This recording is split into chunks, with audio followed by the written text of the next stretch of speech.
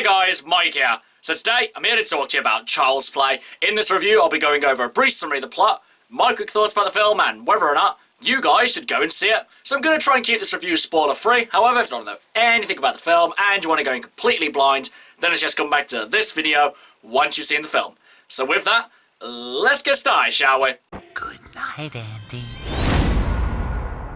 So Child's Play stars Aubrey Plaza as Karen Barclay. You may remember her from Parks and Recreation and from Scott Pilgrim vs. the World. The movie also stars Mark Hamill as Chucky. You may remember him as Luke Skywalker in the Star Wars franchise and as the Joker in most good animated versions of the Joker. In Child's Play, one of the Series 1 Buddy dolls has had all its safety protocols turned off by a disgruntled employee, and so now this Buddy doll is capable of seemingly anything.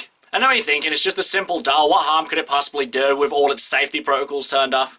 Well, as it turns out, the Buddy dolls can pretty much interact with most any kind of technology around them.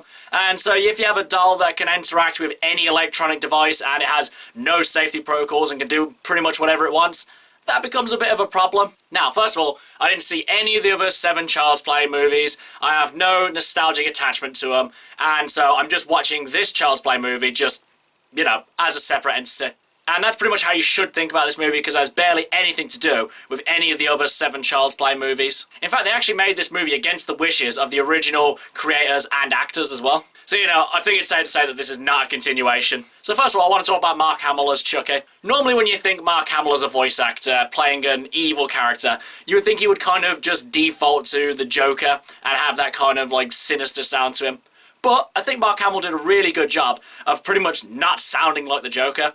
There were probably like 1 or 2 lines where he did kind of sound a bit like the Joker, but for the most part, he really does kind of take his own original spin on this character. So, you know, good job, Mark Hamill. I've always known you're a good voice actor, but it's nice to see you not just fall into the Joker rabbit hole again. And, you know, everyone else is pretty good as well, though I think probably the standout performance out of the human characters definitely has to be the child actors as well, because, you know, they're actually quite good in this. For the most part, I did like the fact that this movie was quite grounded in a sense, because there's nothing really outlandish about, say, Chucky's behaviour in this movie. Because for the most part, and I'd actually say probably for the entirety of the movie, I completely understand and sympathise why Chucky does what he does. There wasn't really one scene where I thought he was just being evil. Everything he did made sense, which I did appreciate. It does get slightly more outlandish as the movie progresses, but like I said, for the most part, it does kind of stay in the realms of reality. Unlike, say, probably the original movies where it's all about demonic possession and voodoo magic. And as well,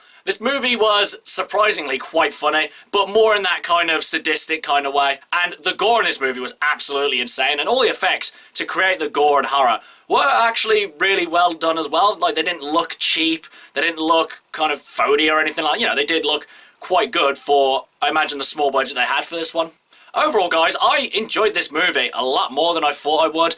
Mark Hamill was really good as Chucky. You could really sympathise with his character. All the other human actors, you know, they were quite good in this as well. No one bored me. No one, I thought, gave a particularly bad performance. You know, everyone was just pretty good in this. The effects looked good. The CGI was a bit hit or miss most of the times. The gore looked really good. And as a whole, this movie was quite enjoyable. But I imagine that if you're a Child's Play purist, and you don't really want to kind of like screw over the original creators by seeing something that isn't directly tied to their original vision, then I'd probably say you're going to want to give this one a miss, because I imagine you don't want to kind of fund these outside of the original creation, you know, projects really.